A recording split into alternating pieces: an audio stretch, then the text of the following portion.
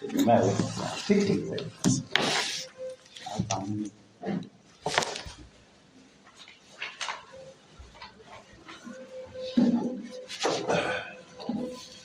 اعوذ باللہ من الشیطان الرجیم بسم اللہ الرحمن الرحیم وعلم آدم الاسماء كلها ثم عرضهم على الملائكة فقال أنبئوني بأسماء هؤلاء إن كنتم صادقين قالوا سبحانك لا علم لنا إلا ما علمتنا إنك أنت العليم الحكيم قال يا آدم أنبئهم بأسمائهم فلما أنبأهم بأسمائهم قال ألم أقل لكم إني أعلم غيب السماوات والأرض وأعلم ما تبدون وما كنتم تكتمون وإذ قلنا للملائكة اسجدوا لآدم فسجدوا إلا إبليس أبى واستكبر وكان من الكافرين صدق الله العظيم۔ سورۃ البقرہ آیت 31 اس وقت ہمارے سامنے ہے۔ آدم علیہ السلام کا واقعہ بیان ہو رہا ہے۔ اللہ تعالیٰ نے فرشتوں سے یہ ذکر کیا ہے کہ زمین میں ایک خلیفہ بنانا اللہ کے پیش نظر ہے۔ اس پر بات ہوئی تھی پہلے، جب فرشتوں سے کہا وَإِذْ قَالَ رَبُّكَ لِلْمَلَائِكَةِ إِنِّي جَاعِلٌ فِي الْأَرْضِ خَلِيفَةً، اللہ تعالیٰ نے فرشتوں سے کہا کہ میں زمین میں خلیفہ بنانے والا ہوں۔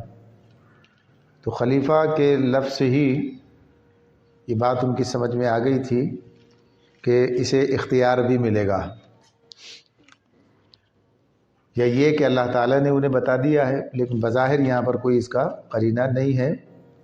صرف اتنی بات کہ جب یہ کہا کہ ایسا کیا جائے گا تو انہوں نے پھر اللہ تعالیٰ کے سامنے یہ بات رکھی کہ کیا آپ ایسے کو خلیفہ بنائیں گے، زمین میں مقرر کریں گے جو فساد پیدا کرے گا، اس میں پھیلائے گا اور خون بہائے گا، اور آپ کی تسبیح و تقدیس تو ہم سب کر ہی رہے ہیں، جو کام ہم اپنے ہمارے ذمے ہیں، تیری حمد و ثنا کے ساتھ تیری پاکی بیان کرنا، یہ سب ہم کر رہے ہیں۔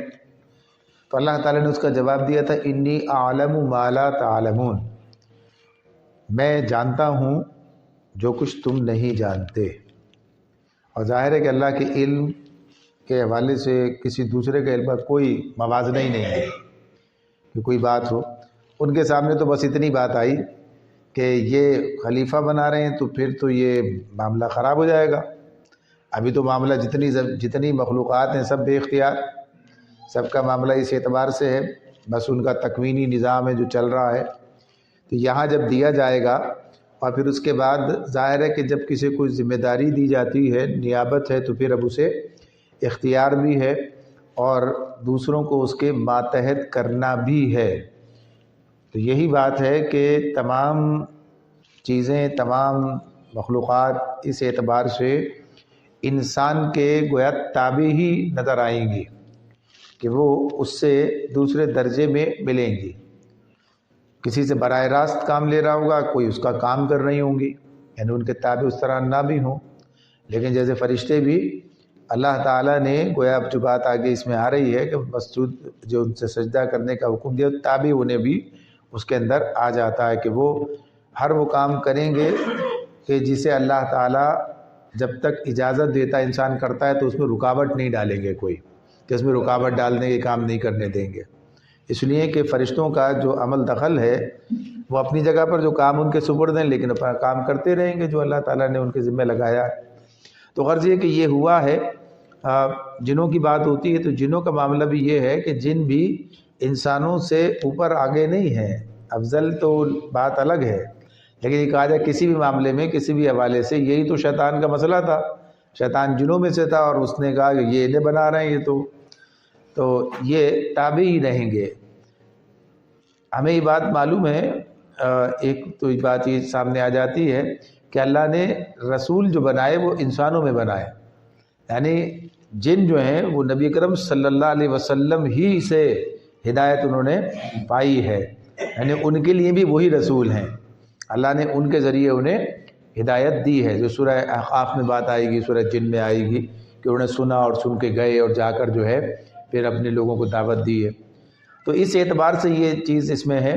تو اللہ تعالیٰ نے اب اس کے بارے میں بتایا کہ اور مزید کیا معاملات ہیں جو تمہارے ابھی سمجھ میں نہیں آتے۔ تو یہاں کہا جا رہا ہے کہ وَعَلَّمَ آدَمَ الْأَسْمَاءَ، کہ اللہ نے آدم کو نام بتائے، کلھا، سب چیزوں میں، کلھا، سارا، کل کا مطلب کل ہے، ساری باتیں، تو اس کا عام طور پر ترجمہ کرتے ہیں سب چیزوں کے نام بتائے۔ چیز کا لفظ یہاں نہیں ہے، کلھا ہے، سب کا، کن سب کا، اب سب چیزیں ہی کہا جائے گا، کوئی اور چیز اس کے لیے نہیں ہے، کہ سب چیزوں کے نام اللہ تعالیٰ نے آدم کو سکھائے۔ علمہ، علمہ کا مطلب تو ہوتا ہے تعلیم سے ہے، علمہ علم دینا، جاننا، تو یہ تعلیم سے، علمہ، معلم جو ہے وہ اللہ تعالیٰ ہے، اور اس نے آدم کو یہ نام سکھائے ہیں۔ علم آدم الاسماء کلھا، تمام نام اسے سکھائے ہیں۔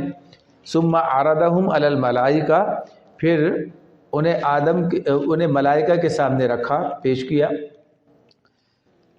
فقال، اللہ نے کہا ان سے، فرشتوں سے، انبئونی باسماء ہؤلاء، کہ مجھے ان سب کے نام بتاؤ۔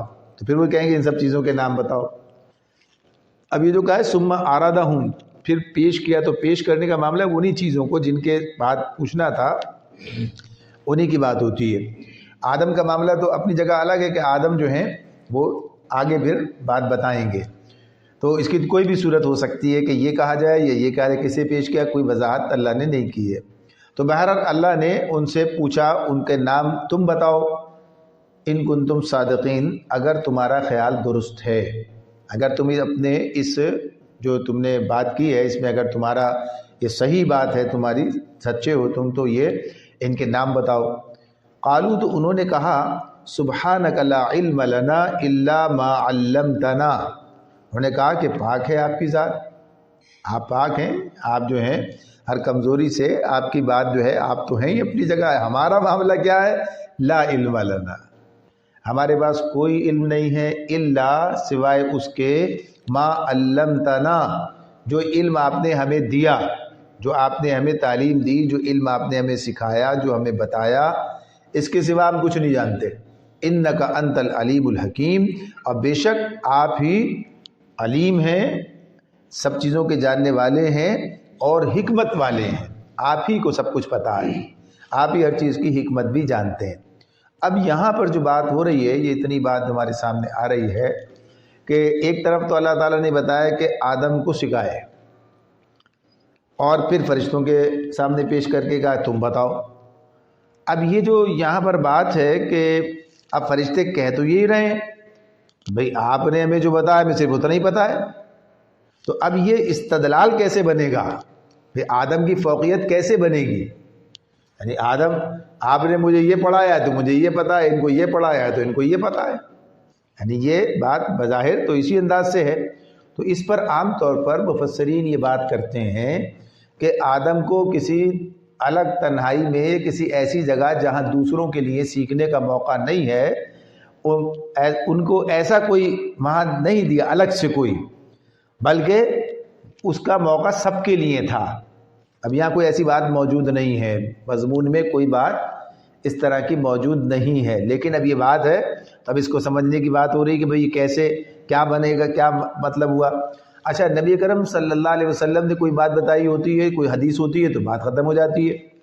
تو اس طرح سے یہ جو چیز یہاں پر سامنے آ رہی ہے کہ موقع ان کے لیے بھی تھا، لیکن اب معاملہ کیا ہے، اب انہوں نے جو ہے، ایک صلاحیت ہوتی ہے کسی چیز کو سیکھنے کی، کسی چیز کو سیکھنے کی صلاحیت ہوتی ہے، صلاحیت کی کوئی بنیاد ہوتی ہے، یعنی اللہ تعالیٰ نے اس کو ویسا بنایا ہوتا ہے، جیسا اللہ نے آدم کو بنایا ہے ایسا اللہ نے فرشتوں کو نہیں بنایا ہے۔ تو اب یہ بات سامنے آ رہی ہے، اس سے یہ بات سمجھ میں آتی ہے کہ ساخت کے اعتبار سے صرف یہ ساخت نہیں کہ جسم کی ساخت ہے، بلکہ اس کا جو مجموعی سسٹم ہے، جو بات ہے، یہ بہت سی چیزیں تو بہت واضح ہیں۔ مثلا آدم تو وہی آدم ہے نا جو وہ تھے، وہی ہم ہیں، یعنی وہی نسل ہے، وہی تسلسل ہے، کوئی فرق تو نہیں ہے، ہمارے اندر کچھ اور ہے، آدم کے اندر کچھ اور تھا۔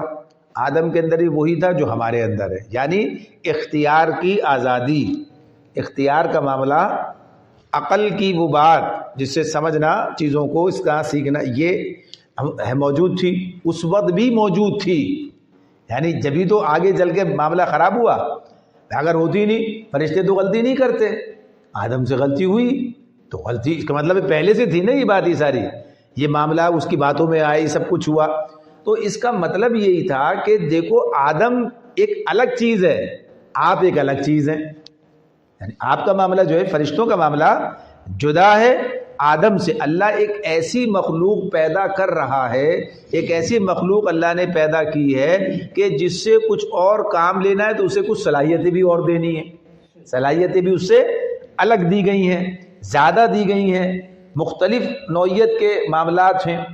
اب آپ دیکھتے ہیں کہ انسان جو ہے، انسان کی جو حیثیت ہے کہ انسان بظاہر تو ظاہر سی بات ہے، ویسے اگر اسے تن و توش کے حساب سے دیکھیں تو ایک مختصر سی ہستی ہے، اس کے مقابلے میں بڑے بڑے درندے اور یہ سب چیزیں دنیا میں پائی جاتی ہیں، مخلوقات ہیں، اس سے بڑی بڑی سب چیزیں ہیں، لیکن انسان جو ہے اس کو اللہ تعالیٰ نے وہ صلاحیت دے رکھی ہے کہ یہ خود، یعنی اپنی اس جو اللہ تعالیٰ نے اسے ایک عقل صلاحیت جو دی ہے، استعداد جو دی، اس کی بنیاد پر یہ ہواؤں میں اڑتا ہے، یہ سمندروں کا سینہ چیرتا ہے، یہ ہے نا، یہ انسان ہے، یہ سمندر کتنا، اب یہ کتنی بڑی چیز ہے سمندر کتنا، لیکن سمندروں کو گویا تسخیر کر لیا انسان نے ایک اعتبار سے، یعنی جب اسے اپنے کام میں لا رہا ہے، جب اس کے اندر جا رہا ہے، اس کے اوپر تیر رہا ہے، اس کے اندر سے جو سامان نکال کے لا رہا ہے، سب انسان کر رہا ہے نا، یہ ساری چیزیں اس کے،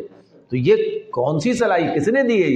یہ اللہ ہی نے دی ہے نا، صلاحیت کی بنیاد پر انسان کی یہ جو، تو یہ اس کا اب جو کہا جائے کہ اس کی کیمسٹری، اس کے سارے معاملہ، اس کی جو اللہ نے بنایا ہے تو فرشتوں سے الگ بنا۔ تو اب بات سامنے آ رہی، ہاں یعنی یہ بات بھائی آدم میں اور فرشتوں میں کتنا بڑا فرق ہے۔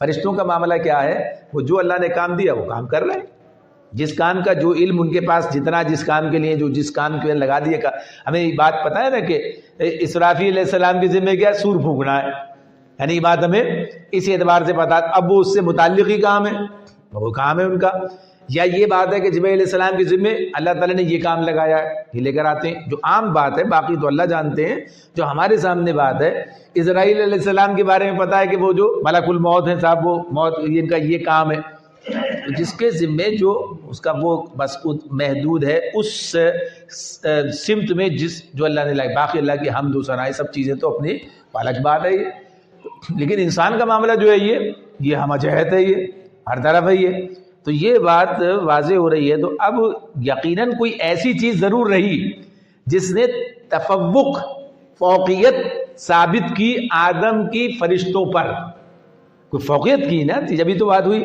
تو اب اس کے لیے اللہ نے کیا اختیار کیا یہ اللہ جانتے ہیں، یعنی معاملہ کیا، ہمیں صرف اتنا بتایا گیا کہ اللہ نے آدم کو نام سکھائے، اسماء کلھا، تو اس پر بھی کہتے ہیں کہ بھئی آدمی، یہ جو اصل چیز جو انسان کے علم کو جو اور اس کے فائدہ اٹھانے کی چیز وہ کیا ہے، وہ نام رکھنا ہی ہے، چیزوں نام سے پہچانتے ہیں۔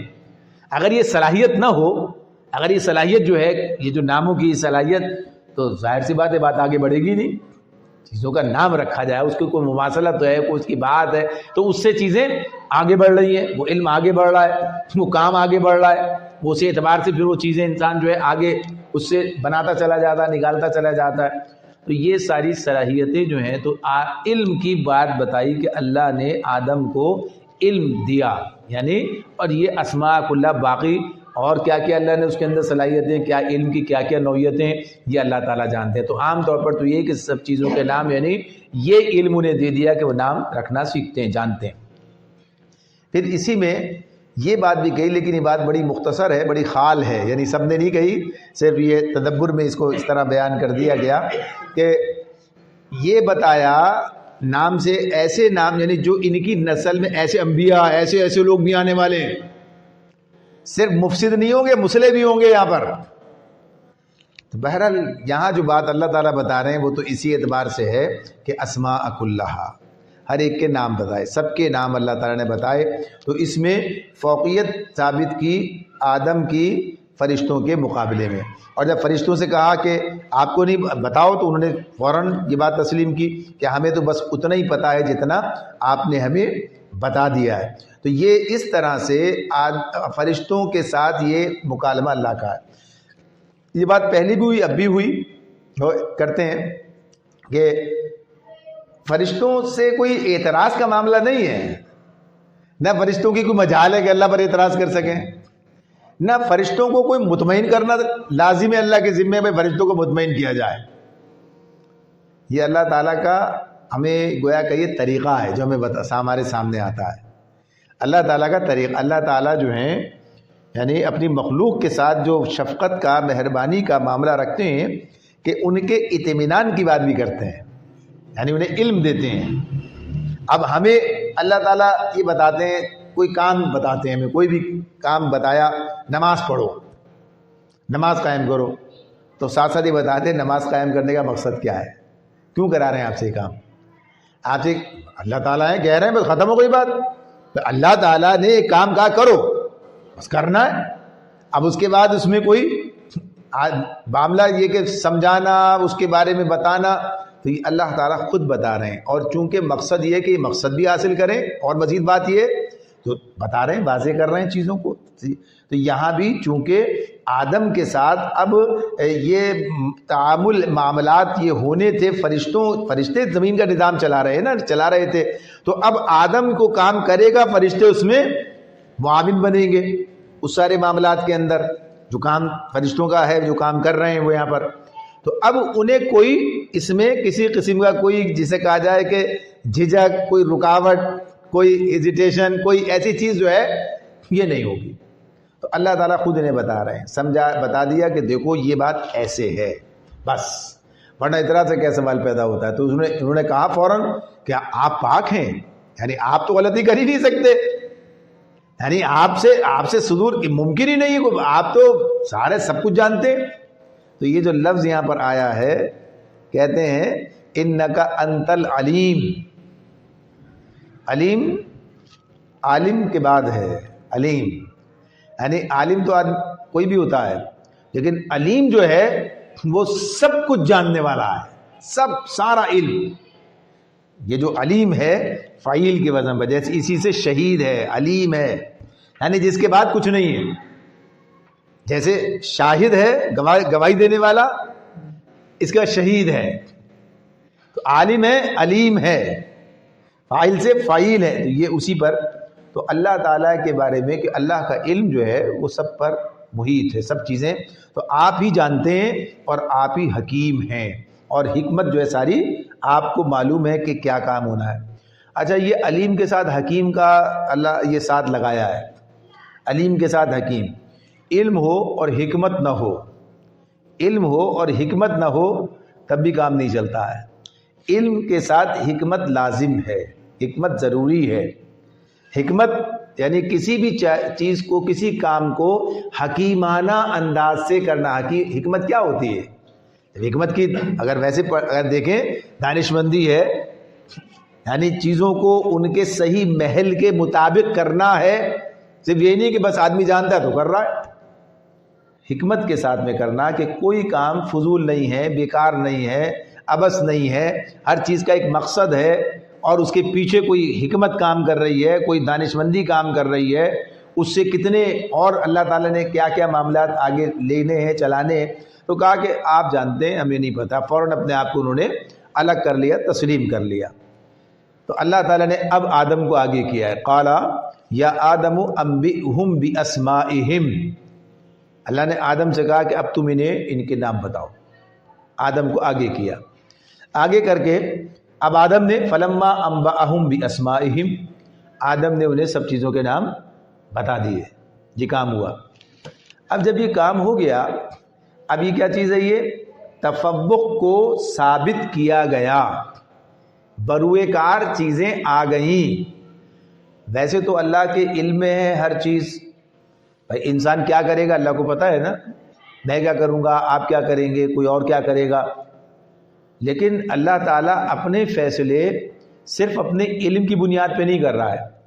بھائی یہ اچھے کام کرے گا لہذا پہلے سے طے اسے جنت میں بھیج دیتے ہیں, یہ پتہ ہے برے کرے گا، اس کو جہنم میں بھیج دیتے ہیں، یعنی پتہ تو ہے اللہ کو، اللہ کے علم، لیکن جب تک وہ چیز بروئے کار نہ آ جائے، وہ عملاً کر نہ گزرے، جب اسے کر گزرے گا تو بات ہوگی، اس کے بغیر نہیں۔ تو آدم کو اللہ نے سامنے رکھا، بتاؤ، آدم نے سنائے نا، بتائے، علم آدم الاسماء کلها جو ہوا تھا، تو اب کیا کہا، یا آدم انبئہم باسمائہم، اے آدم انہیں تمام چیزوں کے نام بتاؤ، فلما انبأہم باسمائہم، جب اس نے ان کو سب نام بتا دیے، تو اللہ تعالیٰ نے اب کہا، الم اقل لکم، کیا میں نے تم سے نہیں کہا تھا، انی اعلم غیب السماوات والارض، کہ میں غیب اور ظاہر تمام چیزوں کا علم رکھتا ہوں، عالم، اب یہ اسے اس درجے میں، یعنی وہ والا آ گیا، اس میں عالم سپرلیٹو آ گیا، علم سے عالم، عالم سے عالم آ گیا۔ تو اب یہ جو کہا یہ کہ میں غیب اور آسمانوں اور زمین کی تمام پوشیدہ باتیں جو ہیں وہ میں جانتا ہوں، مجھے معلوم ہے، وَأَعْلَمُ مَا تُبْدُونَ وَمَا كُنْتُمْ تَكْتُمُونَ، اور جو تم ظاہر کرتے ہو اسے بھی میں جانتا ہوں، اور جو تم چھپاتے ہو وَمَا كُنْتُمْ تَكْتُمُونَ اسے بھی میں جانتا ہوں۔ اب یہ بھی ایک ایسی بات ہے جس کا ہمارے پاس کوئی جواب نہیں ہے، یعنی یہ بات کہ فرشتے اللہ سے کیا چھپائیں گے، لیکن ایک بات اللہ نے کہی ہے، ایک بات اللہ نے کہی ہے کہ یہ معاملات جو ہیں، یعنی اللہ سے کہنے کی، ایک چھپانے کا مطلب یہ نہیں ہے کہ اللہ سے چھپ جائے گا، بلکہ یہ کہ اللہ سے کہنے کی ہمت نہیں ہوتی، دل میں ہے، بھائی دل میں بات ہے جس سے ذرا اس کا ہے نا، اس کا کسی کے ایک اس کی عظمت کا معاملہ ہوتا ہے، اس کے ہیبت کا معاملہ ہوتا ہے، اس کے سے خوف کا معاملہ، سب چیزیں ہوتی ہیں نا دل میں، لیکن بتاتے نہیں، تو اللہ کو معلوم ہے، بتاؤ نہ بتاؤ، بتاؤ نہ بتاؤ، تو ورنہ یہ نہیں ہے کہ فرشتے اللہ سے کچھ چھپا رہے ہیں، انہیں پتا ہے کہ اللہ سے کیسے چھپا سکتے ہیں، تو یہ بات اس طرح سمجھ میں آتی ہے یہاں پر۔ تو یہاں پر اللہ تعالیٰ نے آدم کی فوقیت ہمیں بتائی، کس بنیاد پر، علم کی بنیاد پر، علم کی بنیاد پر آدم کی فوقیت بتائی۔ اب اس سے علم کی اہمیت کا اندازہ ہونا چاہیے، علم کی اہمیت کتنی ہے۔ یہاں جب آدم کا ذکر ہوا ہے تو علم کی بات کی ہے، نبی کرم صلی اللہ علیہ وسلم کو جب اللہ تعالیٰ نے وحی اس کا آغاز ہوا ہے تو وہاں بھی علم کی بات کی، اقرأ بسم ربک الذی خلق خلق الانسان من علق اقرأ وربک الاکرم الذی علم بالقلم، یہ کہا نا، علم الانسان ما لم یعلم، انسان کو وہ اس کو سکھایا جو وہ نہیں جانتا تھا، علم الانسان ما لم یعلم، انسان کو وہ علم دیا جو وہ نہیں جانتا، تو یہ اللہ نے دیا یہ علم۔ اب اگر انسان اس علم سے غافل رہے، اس علم کی طرف نہ آئے، تو پھر اس کی فوقیت کہاں رہ جاتی ہے باقی؟ بھئی جس وجہ سے وہ کہتے ہیں نا کہ جب وہ باپ کا علم جو بیٹے کو نہ اگر ازبر ہو تو کہا نہ، تو پھر وہ اس کی میراث کیسے پائے گا؟ تو یہ بات اپنی جگہ پر ہے کہ اللہ تعالیٰ نے چیزوں کو ہمارے سامنے واضح کیا ہے، انسان اسی علم کی بنیاد پر آگے بڑھتا ہے۔ یہ تو وہ علم ہے جس کی بات ابھی ہم کر رہے تھے کہ انسان سمندروں کے اندر جا رہا ہے، ہواؤں میں اڑ رہا ہے، کیا کیا کچھ وہ زمین کا سینہ چیر کے نکال رہا ہے، یہ سب کام کر رہا ہے۔ یہ کون سا علم ہے؟ یہ صرف وہ علم ہے جو اللہ تعالیٰ نے اسے عقل اور الہام کے طور پر دے دیا ہے، عقل اور الہام کے طور پر دے دیا ہے، اس کا تعلق وحی کے علم سے نہیں ہے۔ اور یہ صرف کیا ہے؟ یہ انسان کی ضرورت کا علم ہے، یہ مادے کا علم ہے۔ یہ یہ بات اپنی جگہ پر ہے کہ اگر انسان آج یہ نکال رہا ہے جو چیزیں، تو آج سے 1000 سال پہلے بھی کر سکتا تھا یہ کام، 2000 سال پہلے بھی کر سکتا تھا، کیا بات ہے؟ اللہ کا نظام ہے، زندگی کب کیسے کہاں پر آ رہی ہے، یعنی زندگی جو ہے یہ اختتام کی طرف جا رہی ہے نا دنیا، تو اس اعتبار سے یہ اللہ کا نظام ہے کہ اللہ تعالیٰ نے کس طریقے سے کام کیا ہے، یہ کہ اب یہ ورنہ انسان پہلے بھی وہی انسان ہے نا، کوئی اور انسان تو نہیں آیا نکل کے، وہی انسان ہے، وہی صلاحیتیں ہیں، لیکن آہستہ آہستہ اس مقام تک اللہ نے پہنچایا ہے۔ اور پھر یہ بات بھی اپنی جگہ ہے اس سے پہلے کتنی کیا کیا ٹیکنالوجی انسان کے پاس رہی ہے، کیا ہے جس کو ہم اس طرح سے یہ اہرام مصر بنے ہیں. انسان حیران ہے کہ بھئی اتنا بڑا، یہ بغیر کسی اس وقت ہم تو کہتے ہیں مشینیں ہم نے بنائی ہیں، یہ تو ہماری ایجاد ہے، یہ ساری چیزیں ہماری ہیں، ہم نے ٹیکنالوجی وہاں تک پہنچی ہے. لیکن جب وہاں جا کر دیکھیں اور اس کے اندر کا سارا نظام یہ کیسے ہوا ہے، یہ اس کا مطلب ہے کہ وہاں بھی کوئی ایسا معاملہ تو تھا، کوئی ایسی ٹیکنالوجی ان کے پاس بھی تھی کہ جس کے ذریعے سے انہوں نے کام کیا ہے. اور ایسی ایک نہیں، آپ کو بہت سی چیزیں ملیں گی. وہ پہاڑوں کو تراش کر مکان بناتے تھے. پہاڑوں کو تراش کے مکان بنانا، مکان اسرا کرنا، اور وہ جو ہے ان کے آگ کے بارے میں ایسی عمارتیں بناتے تھے. یہ تو صدیوں پرانی بات ہو رہی ہے نا، ہزاروں سال پرانی بات ہو رہی ہے. تو بہرحال اللہ تعالیٰ نے انسان کو کب کیا کیسے دیا ہے، یہ تو وہ علم ہے جو انسان کے پاس رہا اس کی زندگی کو آسان بنانے کے لیے. اور جب اللہ نے چاہا کہ دنیا ایک گلوبل ولیج بن جائے، جب یہ ایک عالمی گاؤں کی شکل اختیار کر جائے، تو رسل و رسائل اور ان سب چیزوں کی اللہ نے وہ مقام پر پہنچا دیا کہ اب سب چیزیں اس طرح ہیں. حجت تمام ہو رہی ہے دنیا پر، حجت تمام ہو رہی ہے، کام مکمل تکمیل کی طرف جا رہا ہے. تو تکمیل کی طرف جا رہا ہے تو سارے اللہ نے سب انتظام کر دیے اس کے مطابق ہے یہ. ورنہ ظاہر سی بات ہے یہ انسان کل یہ کام کرتا، اب کر رہا ہے. تو یہ اللہ کا اپنا ایک نظام حکمت ہے، اس کے تحت یہ کام ہو رہا ہے، اس کے تحت یہ چیز ہو رہی ہے. اگر آپ یہ دیکھتے ہیں کہ ہاں جو نبی صلی اللہ علیہ وسلم نے ہمیں بتایا کہ دنیا کے اختتام کے وقت میں، یعنی جب آخری حصے میں دجال آئے گا اور اس کے ساتھ یہ کیفیات ہوں گی، اس کے یہ معاملات ہوں گے. آج ہم دیکھ رہے ہیں، آج ہمارے سامنے یہ بات ہے کہ آج جو کچھ کہا جا رہا ہے کہ کیا کیا چیزیں مستقبل میں آنے والی ہیں، یعنی جو عملاً ممکن ہے کہ یہ سب چیزیں آ جائیں، اور کب آ جائیں، کیا کیا کچھ ہو جائے، یہ ساری چیزیں پتہ چل رہا ہے. وہی بات ہو رہی ہے، یعنی جو بتایا تھا اب یہ عملاً ہوتا ہوا نظر آ. پہلے تو تھا کیسے ہوگا یہ کام کیسے ہوگا، پتہ چل رہا ہے کیسے ہوگا، کس طریقے سے ہوگا، کیا ہے. تو یہ اللہ کا نظام ہے جو اپنے اس کے مطابق منصوبے کے اللہ کے آگے بڑھ رہا ہے. بس ہمارا کام کیا ہے اس کے اندر کہ ہماری جو ذمہ داری اس وقت بنتی ہے ہمیں وہ پوری کرنی ہے.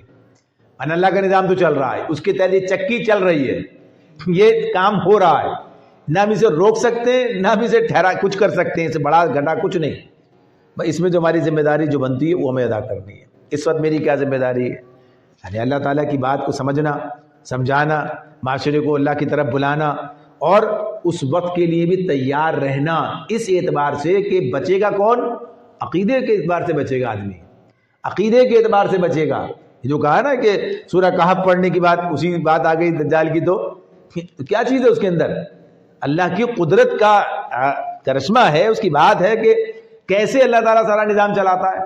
اللہ کے لیے سب کچھ ممکن ہے، اور اللہ جب ہونے دیتا تو ہو جاتا ہے. کسی کا کمال نہیں ہے یہ، اس کا ذاتی کمال ہے. یہ چیز جو ہے اللہ نے اس کے اندر یہ بات رکھی ہے تو ایسا ہے، ورنہ نہ رکھی ہوتی تو نہ ہوتا. تو اس اعتبار سے یہ سارے علم جو ہے اللہ نے آدم کو دیے ہیں. تو یہ تو اسماء کا علم کی بات ہے. یہ جو سب سے بڑا علم ہے وہ کیا ہے، وہ علم وحی ہے، جو اللہ تعالیٰ کی طرف سے کتاب کی صورت میں آیا ہے، جو رسول کے ذریعے سے حکمت کا علم جو ہے جو ہمارے پاس آیا. اس علم کا اس علم کے ساتھ، اس علم کا اس علم کے ساتھ جب کمبینیشن ہوتا ہے، جب یہ دونوں اکٹھے ہوتے ہیں، مجتمع ہوتے ہیں، پھر انسان کی ترقی کا کوئی ٹھکانہ نہیں ہے.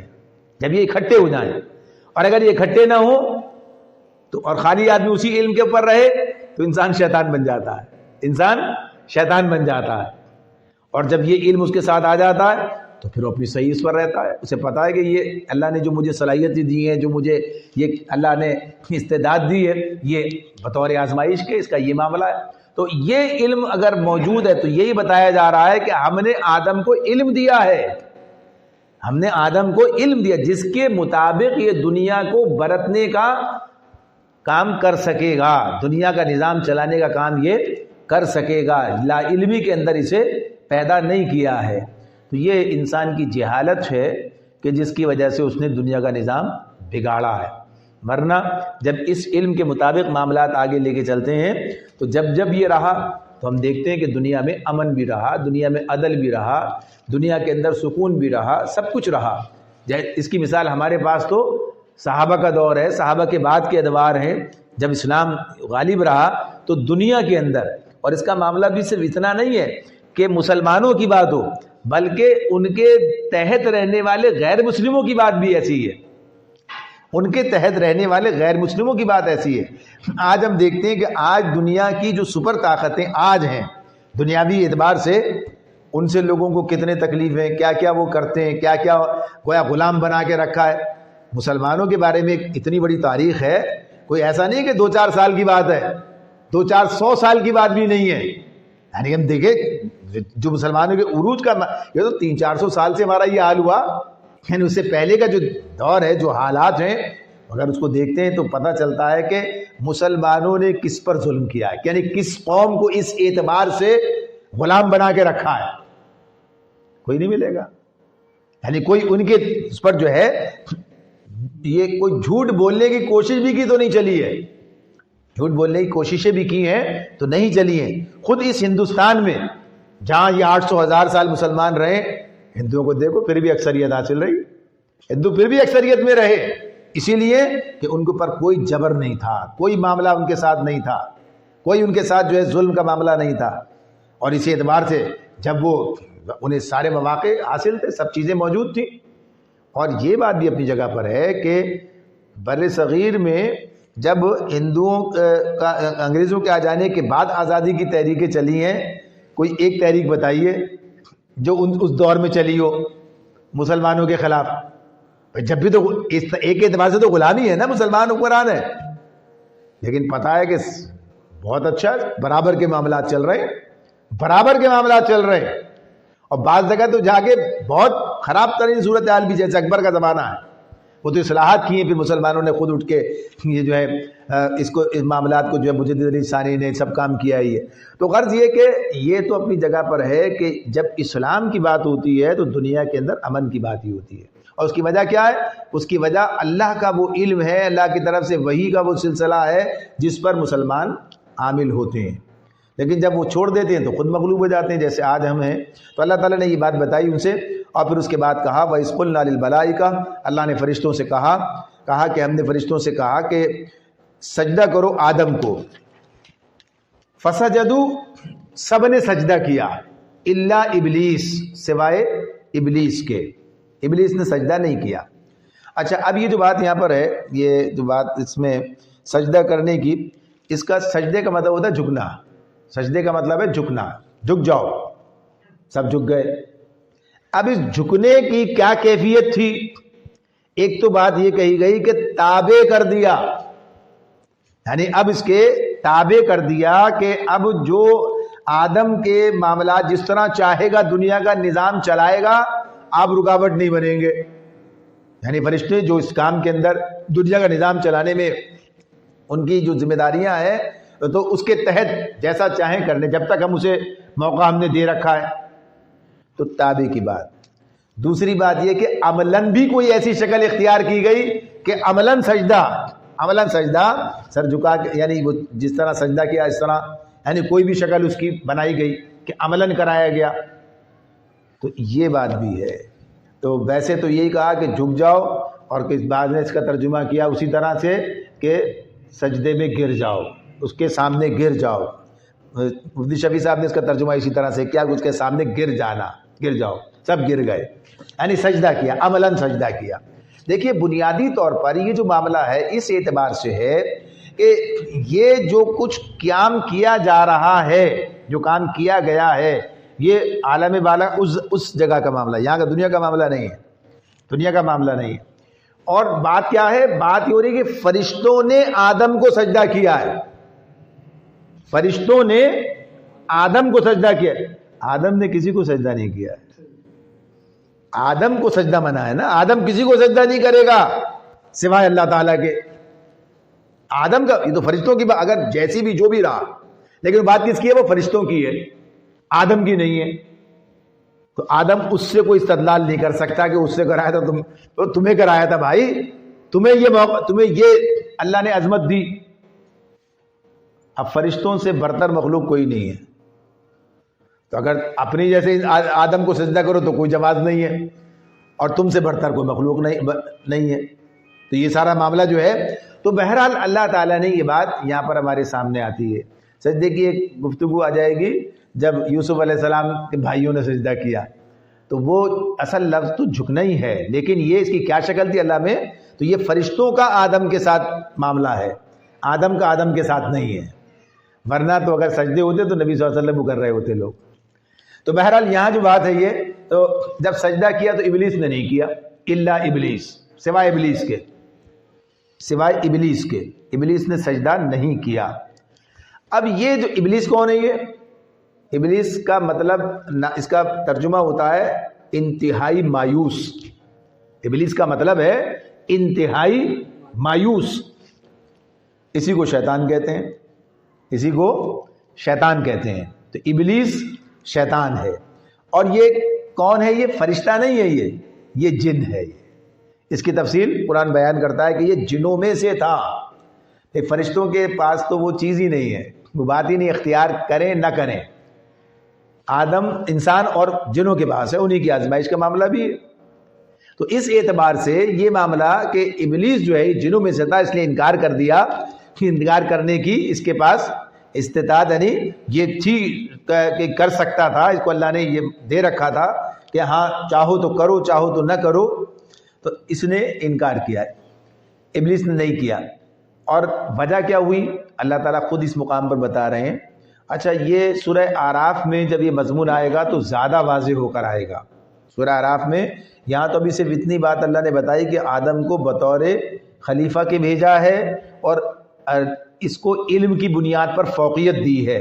باقی تو اللہ کا معاملہ ہے، اللہ نے جو بنایا جیسا بنایا وہ، اور ساتھ ساتھ کیا علم بھی دیا اس کو. یہ معاملہ اس طرح سے بتا دیا. باقی جو ہے تفصیل اور وہاں پر دوسری آ رہی ہے. تو یہ آج ابلیس کے، شیطان کے سجدہ نہ کرنے کی جو تعویل اس نے وہاں پر کی ہے وہ وہاں اللہ نے بیان کی ہے. تو وہاں اس سے پوچھا ہے کہ کیا وجہ ہے کہ تو نے سجدہ نہیں کیا جبکہ حکم میرا تھا. اللہ تعالیٰ نے اسے کہا ہے مسئلہ یہ نہیں ہے، مسئلہ یہ حکم کس کا ہے. بھائی جب یہ بات ہے انسان کو ذبح کرنا تو کسی بھی طرح نہیں ہے نا. اللہ نے بیٹے کو ذبح کرنے کا حکم دے دیا ابراہیم علیہ السلام کو، اللہ کا حکم ہے نا، اللہ کا حکم ہے تو کریں گے. جب اللہ کا حکم آ گیا تو ختم ہو گئی حرمت انسان کی جان کی.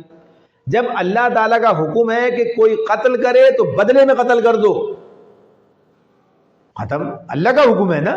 ورنہ لوگ آج کہتے ہیں ایک تو مر گیا دوسرے کو بھی مار رہا ہو، ایک خاندان برباد ہو گیا دوسرے کو بھی تباہ کر. جو لوگ اس کے مخالف ہیں وہ اس طرح کی تعبیریں کر رہے ہوتے ہیں، یہ کچھ اور سزا ہو. یہ مقصد اللہ کا، اللہ نے کہا کہ حرمت ختم ہو گئی اس کی. جو بتا دی کنڈیشنز بتا دی ہیں تو یہ اسی وجہ سے تک جب اللہ کا حکم ہے. تو وہاں بھی کہا تھا کہ کیا چیز مانے ہوئی، لیکن اس جگہ وہ بات نہیں ہو رہی. اس جگہ اللہ نے صرف وجہ کیا بتائی؟ ابا واستکبرا. ابا کیا؟ انکار کیا. اور واستکبرا، استکبار تکبر میں پڑ گیا، گھمنڈ میں پڑ گیا. اس نے انکار کیا، تکبر گھمنڈ کے اندر آ گیا. اور گھمنڈ کیا تھا اس کا؟ تکبر کیا تھا؟ وہاں پوچھا تھا اس سے تو وہیں اس کا جواب ہے. اس تکبر کی کیا بات تھی؟ اس نے کہا انا خیر من، میں اس سے بہتر ہوں، یعنی میں اس سے بہتر ہوں. یہ تو تکبر، اپنے آپ کو بڑا سمجھنا. دیکھیے تکبر کی تعریف نبی صلی اللہ علیہ وسلم نے کی ہے. یاد رکھیے تکبر بہت ہی یعنی انسان کے لیے یعنی زہر کی مانند، دنیاوی نہیں آخرت کے اعتبار ختم، بچے گا ہی نہیں. نبی صلی اللہ علیہ وسلم نے فرمایا ہے کہ رائی کے دانے کے برابر بھی تکبر ہوگا تو جنت میں نہیں جائے گا. یعنی اتنی سخت بات کی ہے. تکبر کیا ہے؟ تو اللہ کے رسول نے بتایا تکبر کیا ہے. دوسروں کو حقیر سمجھنا اور حق کو ٹھکرانا. دوسروں کو حقیر سمجھنا، حق کو ٹھکرانا. شیطان نے دونوں کام کیے ہیں. آدم کو حقیر سمجھا اور اللہ کا حکم ٹھکرا دیا، حق کو ٹھکرایا. اللہ کا حکم تھا نا، اللہ کا حکم تھا. اور الٹا اللہ سے کہتا ہے میں بہتر ہوں، یہ اسے آپ نے آج مٹی سے بنایا، مجھے گویا اللہ کا حکم ہی غلط ہے. اللہ کہ میں نے حکم دیا تھا، ارے میں بہتر ہوں اس سے. تو یہ جو آدمی جب آرگومنٹ کرتا ہے، جب آدمی حجت کرتا ہے، اس کا مطلب وہ صحیح ہے. پھر کب کریں گے آرگومنٹ؟ حجت کب کریں گے؟ آپ صحیح کہہ رہے ہیں، ختم. تو یہ معاملہ جو ہے، تو اب یہ اس نے انکار کیا اور گھمنڈ میں پڑ گیا. یہ اس کی گویا کہیے کہ تباہی کا آغاز ہو گیا. وَكَانَ مِنَ الْكَافِرِينَ، اور کافروں میں سے ہو گیا، کافروں میں سے ہو گیا. تو اب اس اعتبار سے یہاں سے آدم کا اور ابلیس کا یہ مارکا شروع ہو جاتا ہے. تو اس میں ہمارے سامنے کیا کیا باتیں آ گئیں؟ تو آج تک سنا تھا کہ ابلیس جو ہے فرشتہ تھا. نہیں، قرآن کہتا ہے جن تھا، کوئی اور نہیں. سنت کی بات ہے نا یہ. وہ تو کہتے ہیں فرشتوں کا سردار تھا، فرشتوں کا معلم الملکوت تھا، یہ سب باتیں کرتے ہیں. لیکن قرآن کیا بتاتا ہے؟ قرآن بتاتا ہے کہ جن تھا. یہ متفق علیہ بات ہے، یہ سب کو پتا ہے. کیا جنوں پہ اور فرشتوں پہ بھی رسول آئے؟ نہیں، جنوں اور فرشتوں پہ رسول نہیں آئے. فرشتوں، یہ رسول کا مطلب ہوتا ہے بھیجا ہوا. فرشتوں کے بارے میں اللہ تعالیٰ نے کہا ہے تو انہیں رسول انسانوں کے پاس بھیجا پیغام دے کر. تو اس طرح ان کے رسول کا لفظ استعمال ہوا. اور بتایا پہلے آپ کو میں نے کہ انسان ہی ان کے لیے، جنوں کے لیے بھی رسول بنے. ایسے نبی اکرم صلی اللہ علیہ وسلم کی تعلیمات ان تک پہنچی. ہاں صحیح ہے، ٹھیک ہے، پوچھ لیجئے، بالکل معلوم کیجئے. تو یہ اس کی بات ہے. یہ ابھی جیسے ہم بات کر رہے تھے نا درمیان میں کہ جن آئے، سورہ احقاف آئے گی، سورہ جن آئے گی. نبی صلی اللہ علیہ وسلم قرآن پڑھ رہے ہیں، وہ جن آئے، انہوں نے سنا، سن کے گئے. یہ قرآن بتا رہا ہے ہمیں کیا پتا. وہ چلے گئے، جا کے بتایا ہم نے ایسا قرآن سنا ہے جو یہ بات کہتا ہے، ہدایت دیتا ہے، اور وہ ایمان لائے. یعنی یہ سورہ احقاف اور سورہ جن یہ دونوں آپ کو ملیں گی. احقاف 26ویں میں، سورہ جن جو 29ویں پارے میں. تو وہاں پر ابھی ترجمہ ہوگا، تراویح یہ ہو رہی ہے، پورا سب ہوگا، سامنے آئے گا. تو انشاءاللہ ایک مضمون پورا ایک نظر سے گزرے گا، تو اس وقت یہ چیزیں زیادہ آسانی سے آ جائیں گی.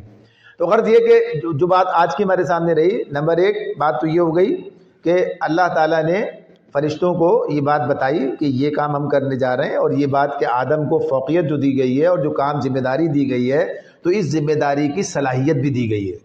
یعنی اس ذمہ داری کو ادا کرنے کی، خلافت کی ذمہ داری کو ادا کرنے کی صلاحیت بھی دی گئی. وہ کیا ہے؟ وہ علم ہے. وہ صلاحیت کیا ہے؟ وہ علم ہے. علم کے ذریعے یہ کام انجام دے سکے گا، یہ کام کرے گا. ایک بات آ گئی ہے سامنے. دوسری بات ہمارے سامنے یہ آ گئی کہ آدم کو اللہ تعالیٰ نے اتنی عزت اور فوقیت، شرف دیا ہے کہ اسے مسجود ملائک بنایا، فرشتوں سے کہا سجدہ کرو. تیسری بات یہ سامنے آ گئی کہ شیطان جو ہے اس نے پہلے دن ہی مارکا کھول دیا. اس نے پہلے دن ہی معاملہ کہ بھائی میں تو آزاد، ابا واستکبرا، انکار کیا اور تکبر میں پڑ گیا اور کافروں میں سے ہو گیا. وَكَانَ مِنَ الْكَافِرِينَ. اب یہ کون سا والا کافر ہے؟ یہ آپ دیکھیے. یہ ایک تو کافر ہوتا ہے جو اللہ کو مانتا ہی نہیں، تو اللہ کو مانتا ہے. یعنی کافر کا مطلب چھپانا، انکار کرنا، یہ ہوتا ہے نا. یہ تو اسی لیے کیا ہے کہ اللہ نے اسے جو عزت دی، اس نے اس کا انکار کیا، ٹھکرایا. اور اس کی یہ کیفیت اس کی بنی اور اس کا یہ سارا معاملہ. تو اس کی جب بات ہوگی تو تھوڑی سی بات رہے گی کہ ایسے اس کی اتنی جرت کیسے ہو گئی، کیا ہوا، کیا یہ معاملات جو ہیں. تو بہرحال یہ بات کہ انسان کا دشمن شیطان، شیطان کا دشمن انسان، یہ آگے بقیہ جو بچا ہے وہ اگلی دفعہ میں انشاءاللہ اس کے پر آ جائے گی بات. تو یہ کہ ہمیں اپنے دشمن شیطان سے ہوشیار رہنا ہے. تو اللہ تعالیٰ آغاز ہی میں ہمیں یہ بتا رہے ہیں کہ تمہارا دشمن شیطان ہے، اپنے دشمن سے ہوشیار رہو، اس کے جال میں نہ پھنس جانا اور نقصان بھی، ورنہ چلے جاؤ گے. اللہ تعالیٰ میں سمجھنے اور عمل کرنے کی توفیق عطا فرمائے. الحمدللہ رب العالمین والعاقبۃ للمتقین والصلاۃ والسلام علی رسولہ النبی الکریم. اللہم اعنا علی ذکرک وشکرک وحسن عبادتک. اللہم انا نسألک العفو والعافیہ والمعافاۃ الدائمۃ فی الدین والدنیا والآخرہ والفوز بالجنۃ والنجاۃ من النار. رب اغفر وارحم وانت خیر الراحمین. یا اللہ فلسطین کے مسلمانوں کی مدد فرما دے. یا اللہ ظلم کا خاتمہ فرما دے، ظالموں کی سرکوبی فرما دے. ہمیں اپنی ذمہ داریوں کو سمجھنے اور ادا کرنے والا بنا دے. ایک امت کی حیثیت سے یا اللہ ہمیں اپنی ذمہ داریوں کو سمجھنے والا بنا، ادا کرنے والا بنا. ہمارے اندر وہ شعور پیدا فرما دے. یا اللہ ہمارے مسائل، مشکلات، پریشانیاں، مصائب، امراض سب کا خاتمہ فرما دے. یا اللہ یہ ملک جس کیفیت میں ہے یا اللہ امن اور عافیت کا معاملہ فرما دے. یا اللہ اس انارکی کی کیفیت سے ہم سب کو باہر نکال دے. یا اللہ اپنی ذمہ داریوں کو سمجھنے ادا کرنے والا بنا دے. اللہم صلی وسلم علی محمد وعلی آلہ واصحابہ اجمعین آمین برحمتک یا ارحم